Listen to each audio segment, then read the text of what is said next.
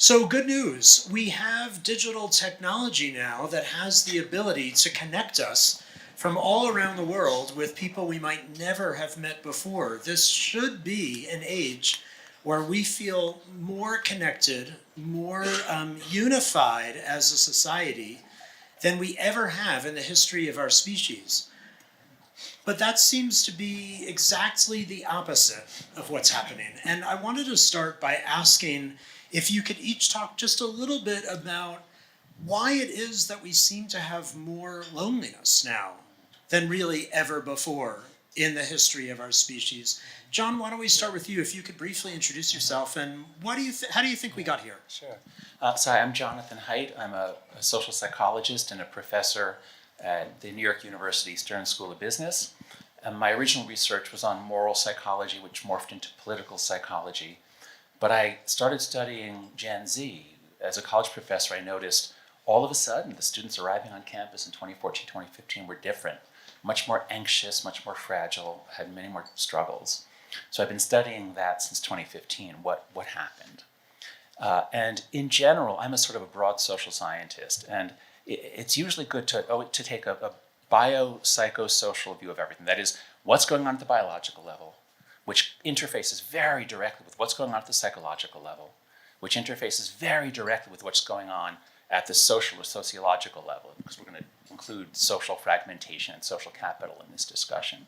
And so just to give a few examples, so in communication revolutions in the past, roads, telephone, postal service, these connected us. These did not interfere with human development. They did not cause us to do things that are somehow in contradiction to our humanity. So we've inherited this idea that more connection's always good, more. But what we have now isn't just direct connection to talk to people. What we have is this weird, re-engineered sociality that most of us adults are finding to be burdensome, anxiety-provoking, pluses and minuses for sure. But now when you look at children whose brains have to develop, so many obstacles. So just, I don't want to go on too long, but just as examples, at the biological level, there's an attachment system which is based in neural development and hormones, including oxytocin. Kids need touch. Kids need serve and return interactions. So you've got things going at the biological and psychological level that develop the attachment system. And without an attachment system, you're lost. If those of you were here yesterday, and you heard Zach and Tristan Zach talking about this. So if our technology is interfering with the development of attachment, it's going to be almost impossible to have a flourishing life. And then from the social to the sociological level, humans need to live in a shared reality. We co-construct a moral matrix which orients us to right and wrong. When we don't have that, we have the state that Emile Durkheim called anomie, or normlessness, which he linked to suicide. When people can't find a sense of meaning, belonging, purpose, they're much more likely to kill themselves. And this is what we're seeing. Since 2012 in the United States, suicide rates have gone up very sharply, but so have statements about meaninglessness. Students, 18-year-olds, only 9% used to agree with the statement, "My life feels meaningless." And after 2012, it doubles in the next 8 years. So biopsychosocial, all three levels are getting messed up by our technology, and I think this is why we have this loneliness epidemic. Thank you. Gaia, tell us, introduce yourself, please, if you can, but also I know you've been doing some work that's looking not just at children, but how we're seeing this disconnection happening across so many aspects of society. So, hello everyone, I'm Gaia Bernstein. I'm a law professor at Seton University in the States, a visiting fellow at Brookings Institution, and I specialize in addictive technologies. Right now I'm writing a book about technologies of loneliness. So, as Mitch said, I want to sort of paint a broader view of why technologies are making us lonely.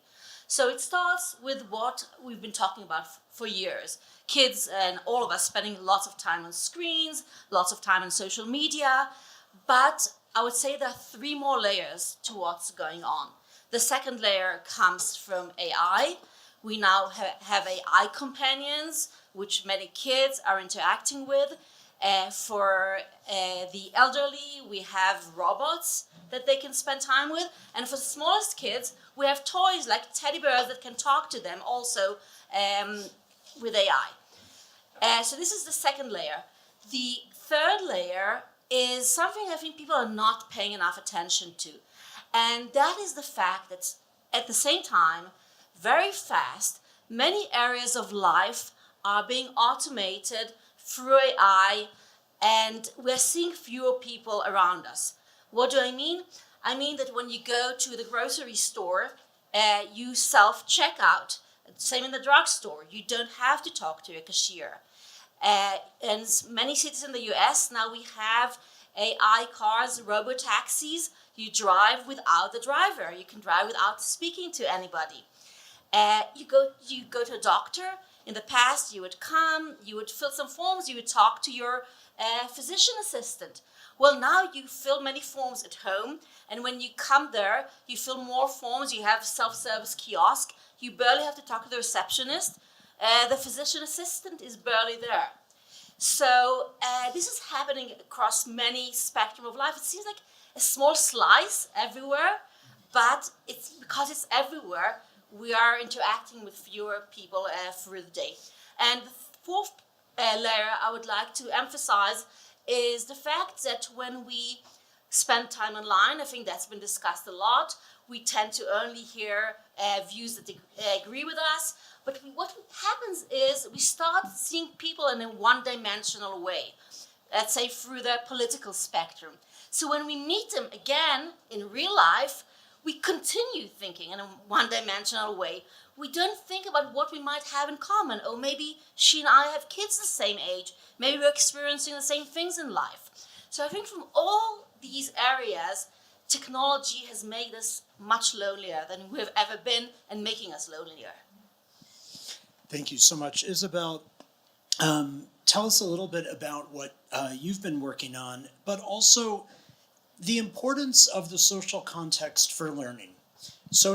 Our social experiences aren't just for fun, it's the place where we actually learn how to be human. Can you talk a little bit about that? Yeah, so we learn clearly socially, and our social connections are one of the greatest predictors actually of learning and success outcomes. To pick up on John, what you said about the early years in particular, there is a really interesting set of study that was started during COVID at one of the largest hospitals in New York City, the Morgan Stanley Hospital, where a close friend researcher, Danny Dumitriou, studied a cohort of new moms with their babies.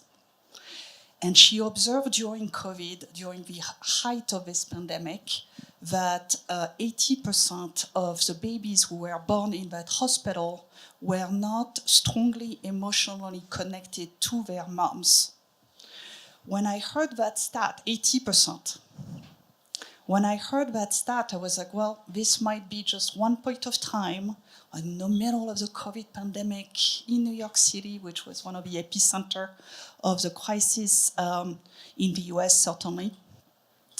But then she shared another data, which I thought was really maybe even more concerning, which was the stat that preceded the global pandemic, where 60% of young children were not emotionally connected to their mom at birth. So we live in the key point here is that not only we know about this pandemic of loneliness, we have a big discourse about how it impacts adults, but in fact it starts in the very, very early years, early days of life. Because parents are, especially in some contexts like the United States and other countries, are feeling more and more pressure about being a parent. And we don't have these levels of connection, these villages that we used to have in the past that are required to raise children. So parents feel a lot of stress that leads to these surveys about lack of emotional connections, which are very concerning for the future of loneliness and the trends that we may see in the future. So I wanted to start there, but also speak briefly about parents, which is another area where I would love to see more discourse. If any one of you wants to check your phone, you can check how many times you have picked up your device in the past 24 hours. The average in the US is now over 200 times. Each American adult is picking their device 205 times per day. No judgment from me. My average is actually higher when I checked. But what it does, if those adults are also parenting, is that there are a lot of opportunities for disconnections between a parent and a child, plus all the modeling negative effect that it can have on children. Anyway, an area where I'm hoping we spend more time as well, thinking about the discourse on parent use of technology and the impact on disconnection. Thank you so much. And Isabelle is the executive director of the Stanford Accelerator for Learning. In the psychological science literature, there's a construct called technoference. It's the idea that toddlers are now reporting that their parents are spending more time looking at their device than looking at them. And they learn very early on, whatever this device is that is taking so much of my parents' attention must be something that I need to have one of those. And when I get it, I'm going to have a very strong attachment to it myself, given what's been modeled to me before. Justin, I'd love for you to introduce yourself, please, but also if you could share, is this relationship with technology and the experience of loneliness more of a Western phenomenon, or what are you seeing in your research? Thank you. So, Justin Thomas, I'm an experimental psychologist. I'm based in Saudi Arabia at the King Abdulaziz Center for World Culture. I'm also an honorary research fellow at the University of Liverpool in the Department of Public Health. And I think really what I wanted to do, I'm definitely going to come to the question, but I just wanted to ask the participants in this session a quick question. Can I have a show of hands who doesn't have a smartphone? Who doesn't own a smartphone? Wow. So, because these devices are incredibly useful, but they also have these unintended consequences. So even as a speaker sitting up here, one of the things I enjoy or that nourishes me is that when I speak, I see people looking at me and nodding their heads. It's not saying that you have to do that, but I think most people can know, you can relate to that attention, human attention is delicious. It's absolutely essential, especially the younger you are. Maybe I'm a baby or a child at heart, but I actually don't want your attention. I need your attention. That's an important point. I think the other thing I wanted to share really was kind of circles back to the first question about how did we get here. This is a true story. I was on my way to a talk in New York, and that was kind of a new experience for me. And I stayed in New Jersey, and so I had to rush to get the train to New York. So I rushed up to the platform. There was a train just pulled in, and I wasn't sure, is this the train to New York, yes or no? So I thought, I'll ask one of my fellow commuters. I turned to my left. Every single person had earpods or earphones. I turned to my right. It was like a horror movie. But the real irony of that was I was on my way to a talk that was to discuss the issue of loneliness and social disconnection. Like some of the causes, it's not monocausal, but some of the contributory factors are absolutely obvious, glaringly obvious that technology or our misuse, overuse, maluse of technology is a contributory factor. And as to the issue of one of the things that we do at the King Abdulaziz Centre for World Culture is a global digital wellbeing survey. And in 2023, we looked at 35 countries, 7 world regions, 35,000 adult respondents. And a couple of the questions we asked related to technology use, but also to loneliness. And we know that there are real differences in loneliness in terms of the levels of loneliness across different nations and world regions. So I think, to take no more time, but I think that is certainly to look at, to really to include biopsychosocial and I would say socio-cultural aspects are really, really important from what we've learned from our research. Thank you so much. I'd love to hear more about which countries are doing well and not well. But first, Anil, I wanted to give you a chance from the WHO perspective. What's at stake? Why is it that loneliness is something that we need to be focusing on so much? My name is Anil. I'm the CEO of the WHO Foundation, but I speak as much wearing the more important hat that I wear, which is that I'm a father of a 4-year-old and a 2-year-old who will grow up in the world we're creating. Because we all have smartphones, our attentions have been hacked. So let me just state the answer to the question, and then I'll give you some more context. The latest data from WHO shows that loneliness is associated with as much of an impact on mortality reduction as obesity and smoking. So just let that sink in.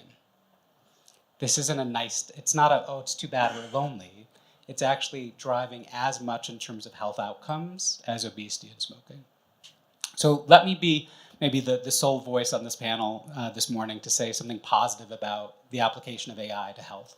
The majority of people in the world do not have access to adequate healthcare.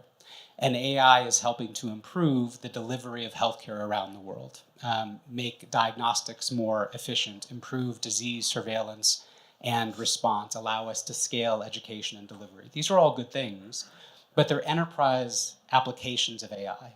It's not the individual association with a model or a companion. When we look at the risks, again, loneliness is a health risk factor as far as WHO's research is concerned.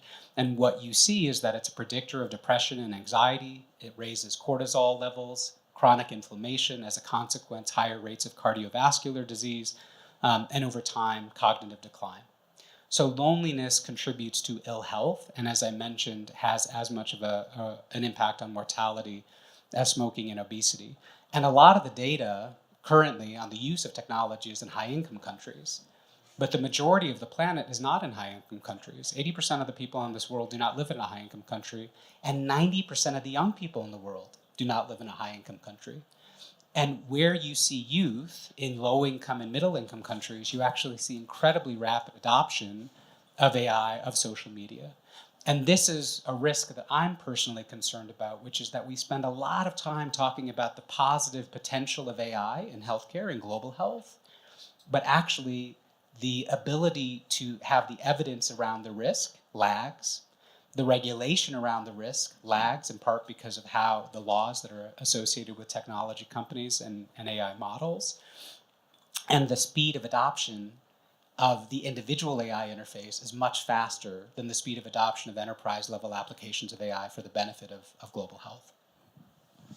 So I'm curious to ask all of you, in the context of loneliness, the rise of technology being a big contributor, is AI a solution? What about AI can be useful in forming a relationship, a companionship? And in what ways is that being implemented in a way that might actually be making it worse? I'll take the worst part. I want to talk a bit about LLMs and AI companions. I think lots of people have been using them in the last year or so in ways that they did not anticipate to do so. So the word friction is a word I have only heard academics use until about a year ago. Now everybody's using it. Using the word friction, saying that it's becoming so easy for us to do things through ChatGPT or Claude, that we prefer that over other ways. So I want to talk a bit about that, and I'll just tell you what happened to me because I didn't expect it to happen. I was supposed to come here to Davos, and I found out that actually 4 days later I have to go to Europe again. And I did not know what to do. I was supposed to go to Europe for another month. I thought, what am I going to do? Will I stay here for a few days, or will I go back to my family in the US? I had to make a decision. I wanted to make a decision that evening. I could have called my partner, but he was busy at that moment. I thought of talking to a friend, but these days, we text people before we call, so I didn't have the patience for that. So I went on ChatGPT, and I asked ChatGPT, what should I do? And ChatGPT didn't give me the answer I wanted. It told me, this is crazy, you should not fly back to the US for a few days, stay in Europe. I didn't want to hear that, so I explained. I'm a privacy law professor. I explained to ChatGPT my personal family circumstances of why I should basically come back to the US, and then ChatGPT gave me the answers I wanted. So now I'm flying back and forth. So, but I think the point is that, first of all, after this, I've been doing it far too often. The second thing is, I'm an adult. I have friendship that I've built over decades. I'm used to asking for people's advice. But I still did this. Now think about children. They are still here to build their friendships. They don't have these habits. Once they start asking ChatGPT for advice, they are much likely to do so. And there are two characteristics of LLMs and AI companions that humans don't have. They are always available. The people I want to talk to are not available at that moment. And the second thing is ChatGPT would change its mind. I think if I asked a friend and she told me something, she wouldn't have so quickly changed her answer. ChatGPT would do it for you. And that's the reason why people prefer it and do it more and more. And we should think about this because of the repercussions for our social relationships, and especially for kids' social relationships. If I may add on to what Gaia was saying, I think Anil pointing out that there are some really positive uses is important. And I can totally see AI companions and tutors being useful, let's say for kids with autism, who need a lot of coaching, like their psychological techniques. They're very labor intensive, coaching. And the ability to tailor it for the kids. So I can totally understand there will be some uses. The problem is that it will generally slip into anthropomorphization, into a relationship, as we were talking about yesterday here. So, I think all of us are generally happy about Google and being able to search things. And many of us are discovering that ChatGPT is a better Google. Like you just ask it what you want to know, you get an answer. I don't have any relationship with my ChatGPT. I find it very useful. I've used it in some of the ways that people are talking about. But I think what we have to understand is that children need to do difficult things over and over again. If we keep handing them shortcuts, they're not going to develop. And an insight that I'm having, here at Davos and walking down the promenade and all the AI companies, is humans are really expensive and are sometimes difficult. What if we could do away with needing them? And there was an advertisement in New York City. It was stop hiring humans. Now they did that to be provocative, but you see the point. Almost the major expense of every organization is people. And the goal of many of the AI companies is, how about if you don't need people, don't hire anyone? Okay, so that's what's going on at the macro level in terms of employees. Now, what's going on at the level of people around us where, you have to turn to someone, and it's a little awkward. And what if we could do away with the awkwardness? What if you never needed to talk to anyone? And that was what Gaia laid out for us. My daughter, I called an Uber for my daughter a few days ago so she could go to a track meet. And she sends me a text, and she says, ETA? I said, what? What are you talking about? And she said, what time am I going to arrive?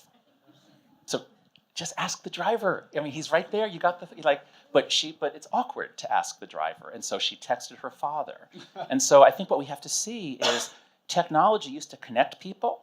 Now the incentives from the companies, but also from our own discomfort, the incentives are, how about if we can just do away with people? Nobody needs people, and that is a recipe for catastrophic mental illness, loneliness, and poor health. If I can just follow on, I think this idea of kind of frictionless communication with the AI taking away all of the anxiety out of speaking to people is a huge lost opportunity. I mean, we have an expression that we say, experience is one of the greatest teachers. And what we tend to do is we avoid or escape from unpleasant experiences. Psychologists might call it experiential avoidance. But these devices allow us to habitually avoid from unpleasant feelings, unpleasant experiences, the friction. And I think that is a huge detriment to people, especially to children's development of being able to tolerate boredom, being able to tolerate uncomfortableness and weirdness. Like the ability to circumvent that is one of the things that these devices give us. And I think an additional step here, especially with the hyper-agreeableness and the sycophancy of some of these technologies, I mean, we know that if you have a vulnerability in some kind of dodgy ideas, and you can test this out for yourself, and you kind of suggest, like if you suggest to ChatGPT, I think I'm Jesus. No, you laugh, but see, ChatGPT will depending on how it's wired and your previous history use of it, it will entertain that idea and potentially entrench some delusional beliefs. I mean, that's at the sharp end, even at the very gentle end. I think the first time I ever used it was Meta AI. They pushed it into WhatsApp, so it's pushed onto me. So I use it, and I asked it the question. Where did the rose originate? The flower, the rose, where did it originate? And Meta AI didn't answer the question. It said to me, "What a beautiful question." And I felt seen. I thought, yeah, that is a beautiful question. And I could see that if you have any tendencies towards grandiosity, these technologies are going to further entrench you and take you. And we laugh, but we are seeing cases of what people are calling AI psychosis. It's obvious to anyone who's worked in that field that something that agrees with your odd beliefs or unusual beliefs is going to take you further down that path. So there are huge benefits. I totally agree with Jonathan. There are huge benefits, but it's about the where, the when, the why, the how. I think that we really need to be cautious in terms of how we use these, what age we use these technologies at, and for what purposes. But yeah, there are definitely some problematic use cases. So I have a question for the panel or for the audience. Coming back to your original question, Mitch, why are these technologies creating loneliness? And John gave the beginnings of the answer, but it's by design. This is not accidental.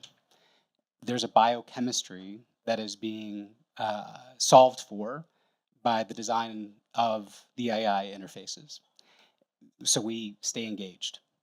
And what the question I have is not for all the ills or risks of AI, but at least in terms of the individual AI interface, are there design choices that can still be made or regulated to significantly change the trajectory of the harm?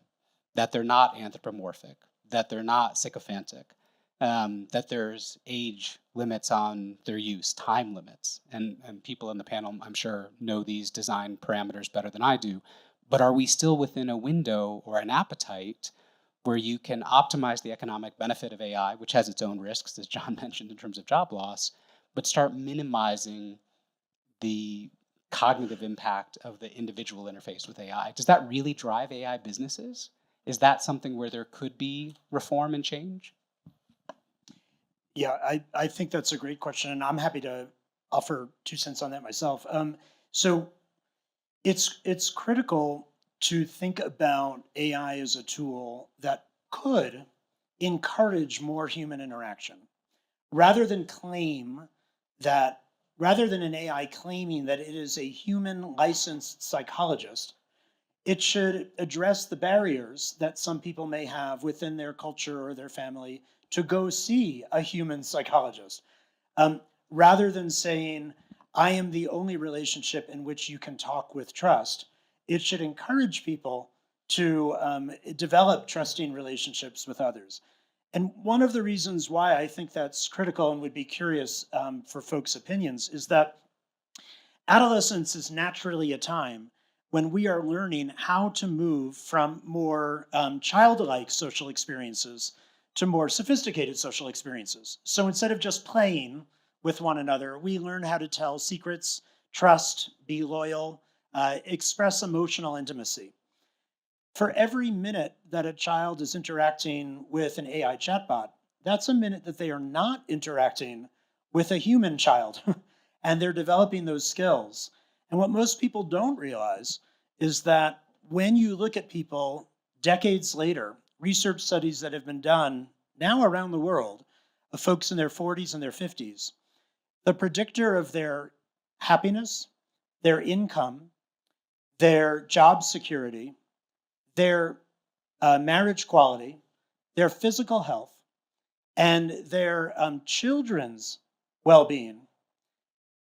It's not their IQ. It's not how many years of schooling. It's how well they have succeeded in social interactions in adolescence. That is a critical learning period for human interactions and learning those skills. And now kids are missing a whole window of those social interactions because they're spending them talking to a robot that's tricking them into thinking that it's a human.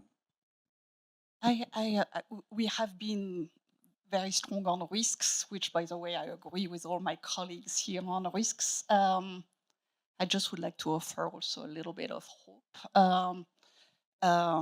And I will maybe be very practical. I will mention 2 projects that we are working on at Stanford to be very concrete, of technology and AI enhancing human connections, so going the other direction.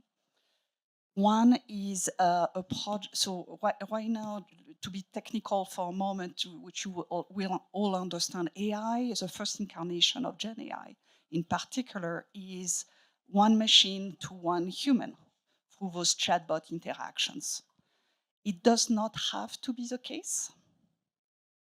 This technology can be built in for many other uses, including collaborations among human beings. So we have a big project at Stanford University in education to figure out better ways to enhance, especially small group instruction in classrooms, which are one of the very strongly evidenced pedagogies for humans to learn.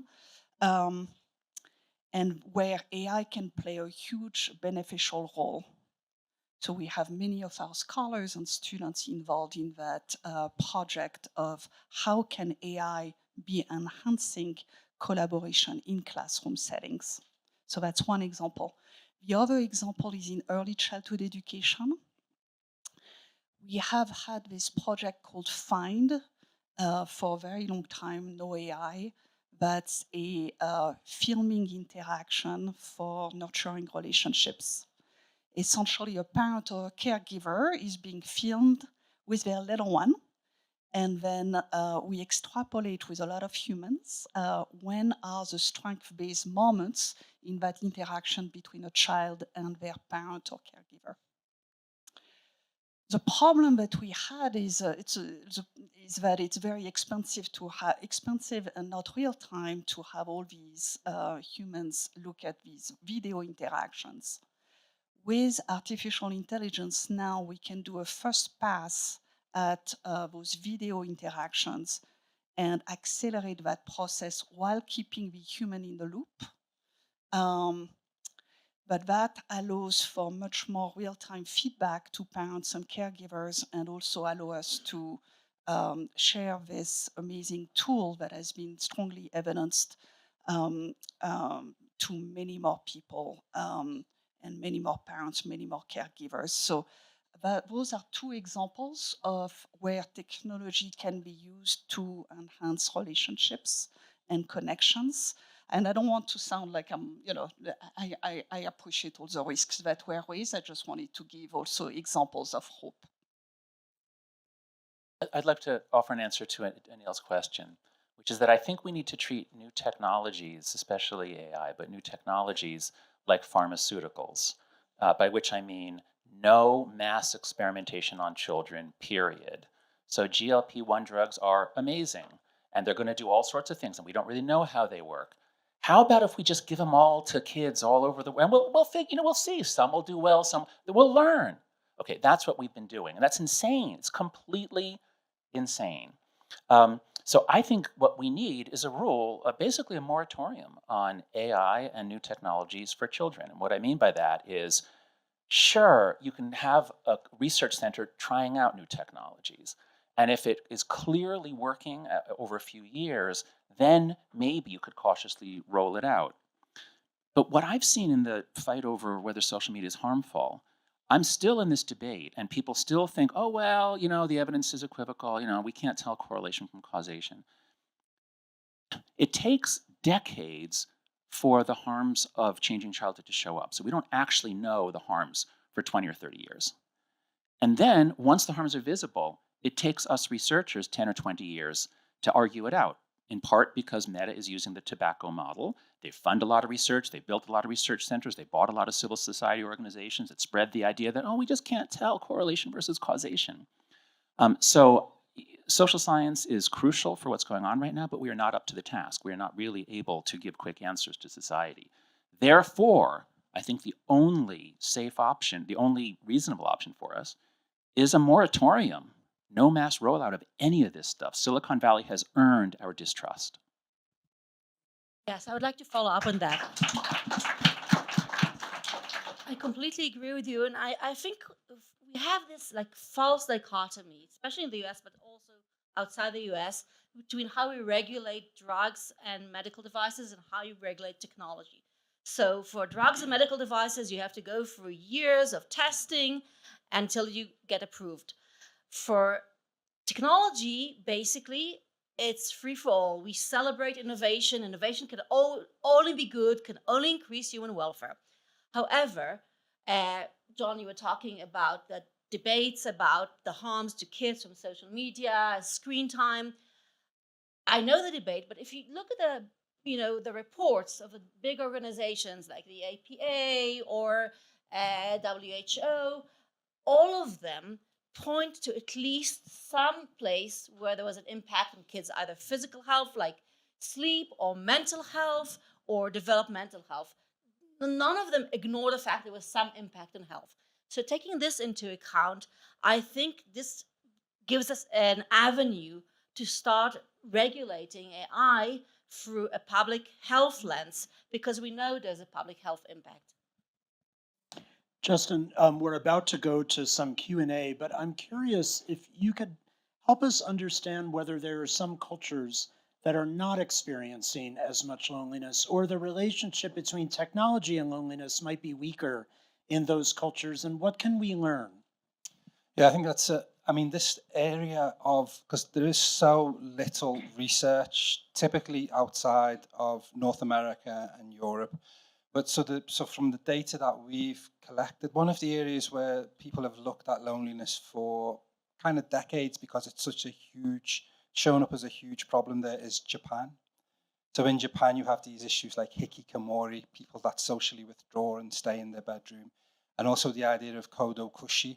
So these are older people that die alone and not discovered for long periods of time.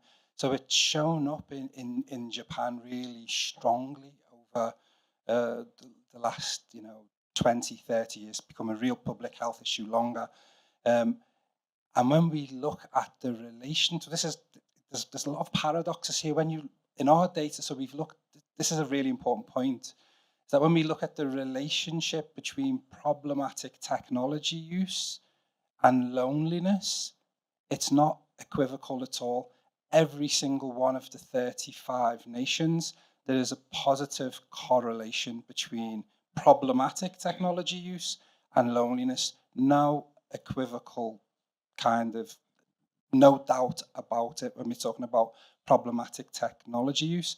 One thing that does differ, though, is the strength of that relationship. And interestingly, in Japan, that relationship is the lowest. There are some countries where that relationship is really strong, it's really powerful. Problematic technology use predicts loneliness. In Japan, it's the same pattern, but less powerfully so. And also, if we think about these ideas of collectivism and individualism, if you talk about collectivist cultures, so these are people that are very, typically, traditionally would be very rarely socially isolated. You have multi-generational households, you have, strong connection to kin and cousins. But within these cultures, we find the highest rates of problematic technology use and the highest rates of loneliness. Don't have full answers, but just to kind of paint the picture, one place, and so, but also within collectivist countries, so in Latin America, in those countries which are also collectivist, you have the opposite pattern. You have the lowest levels of problematic technology use and some of the lowest levels of loneliness. So I think where I land on this is that there's a lot going on at the cultural level that moderates, mediates, tweaks and changes the impacts. If we think about these technologies straight away, most of them originate in Silicon Valley. They have an individualistic values kind of baked into them. It's about, to a large extent, it's about broadcast self-promotion, standing out, which is kind of the opposite to collectivist worldview. So these cultural values are baked into the technology. So how they play out in different cultures, it is going to be rather different. So I think it's something that we really need to take a breath, think about. And it's horrible, but I totally agree. The research, it takes time. And so, especially where children are concerned, let us not experiment.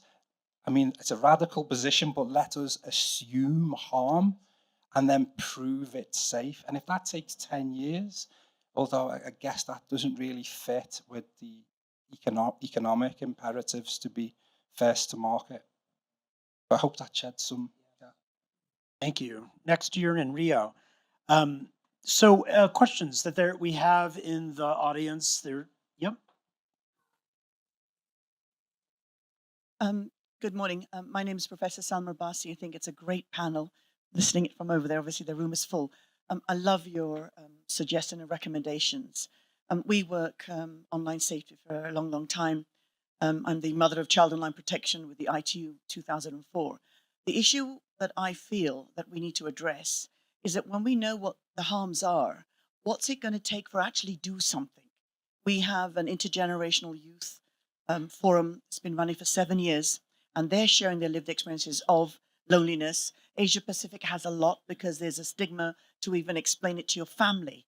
So children are suffering silently, self-harming and committing suicide. So I'd love to hear something practical that we can actually execute on. Thank you.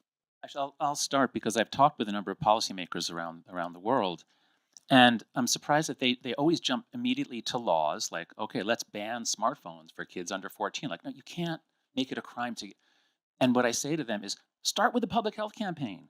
That like every pediatrician, if a kid comes in, if there's anything wrong with anyone, you've got to start by asking, what are your digital habits? I now do this with my students because it messes them up in so many ways. So first, think of this as a public health issue, which we can begin now, okay? And the second thing is, let's hope there are some nations around the world that will be able to act on this and act as an experiment. What I mean is, in the United States, we have a vetocracy. Nothing can really get done if anyone objects to it, if that person has a lot of money, which means we've never done anything to protect children ever in our history online, never. And we might never at the national level. At the state level, people are acting, although it gets held up in the Supreme Court and in the courts. So I'm hopeful that there will be some nations, actually, well, Australia. Let's have some nations that really try out a more protective strategy, and let's see if they have less psychosis in 5 years.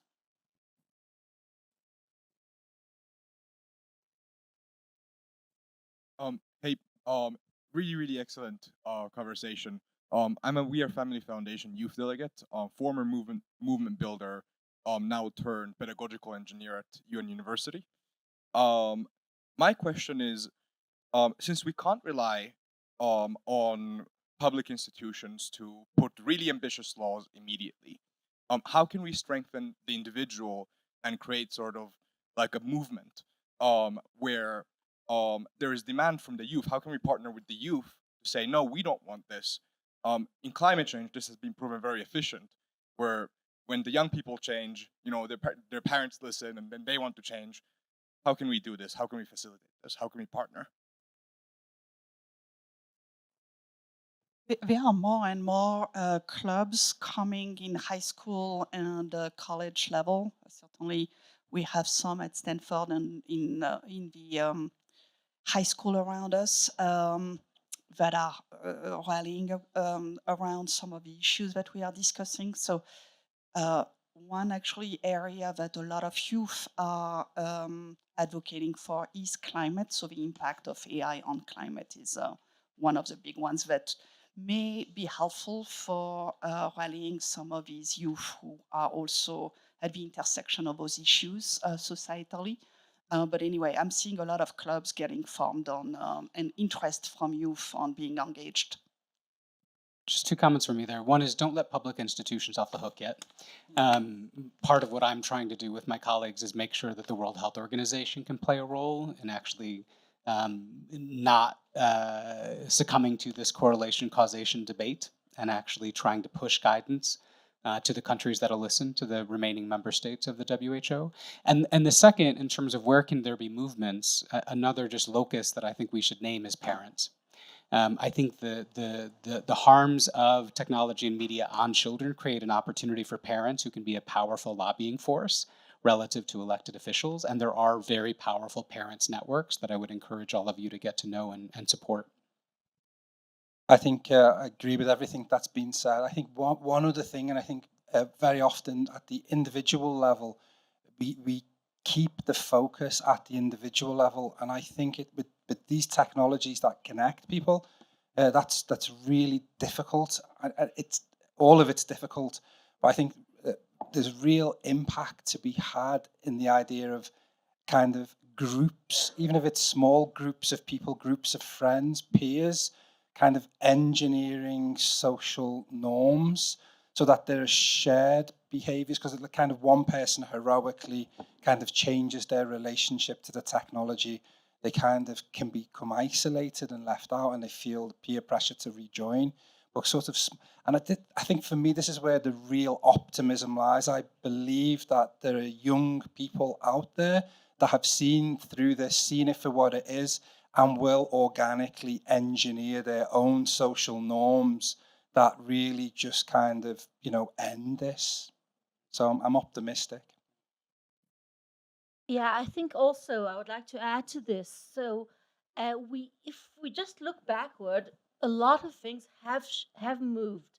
So, in the last year, we in many countries, states in the U.S., cities, phones are banned from schools. That's a huge thing. It took years to get there, and this happened through not individual action but collective action by parents with the support of organizations. We are also seeing for the first time we're seeing more and more push against social media. Australia was mentioned. In the States, there are many laws trying to not prohibit but sort of limit what social media can do. So if we didn't have AI coming into the picture, I would say we would be in a very good place. The only problem is that now we have to deal with AI. But I think it's important to see what progress we have made through collective action. We just have time for one more question. I'll briefly respond that the power of the dinner table should not be underestimated. Research shows that while peers have a big effect on teens, parents still have 50% influence. 50%. Most kids' own attitudes and behaviors fall right between what their peers would say and what their parents would say. Parents use every bit of that 50%. I recommend one dinner a night where you put the phones in a different room and you talk about your online experiences, yours too, as parents. What did you do online that made you feel better? What did you do online that made you feel worse? And ask your kids, what are you learning? What are you hearing? What are you seeing? And teach them how to critically evaluate the experiences that they're having. Most kids don't talk with their parents about their online experiences, so ask them. Okay, we have time for one last question. And I'm Yes. using the chance. Hi, Pascal from Germany. I'm hosting the tech briefing for the family offices in Germany. And since you're addressing the parents, just like what would be the one sentence, the one striking argument for the parents to understand that since we are all thinking about AI and social media as connecting intermediate, like media, to that they are like disconnecting and that they are loneliness, like the disconnected loneliness. What would be the one argument, the one sentence that we could address parents with, like to understand, to change their perspective on these kind of media? I'll offer one. If you want to have grandchildren, don't let your children grow up with AI. Well, you wanted like a marketing thing. I think that will hit them in the gut. So that does. I have one, but I can't make it anything like as pithy as that. But I think there's so on the horizon is the idea of AI companions and friendship with these types of devices. But I think that one of the key aspects here is that if any of you were to befriend me, if any of you became my friend, even if you were boring, even if you weren't funny, even if you disagreed with everything I said, even if you gave me lots of friction, the valuable thing in that friendship is that you chose me. You chose me.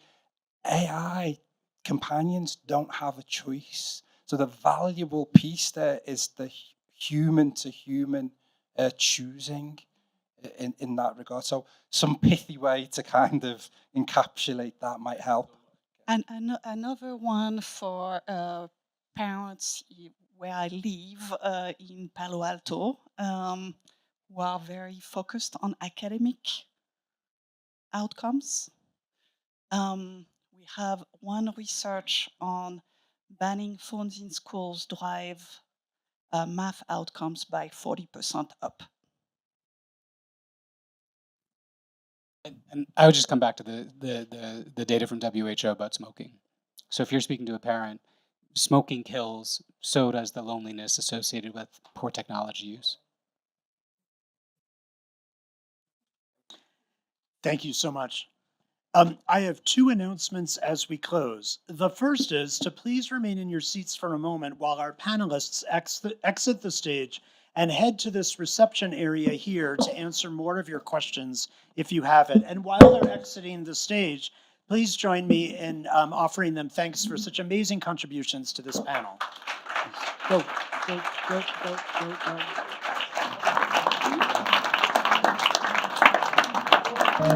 go.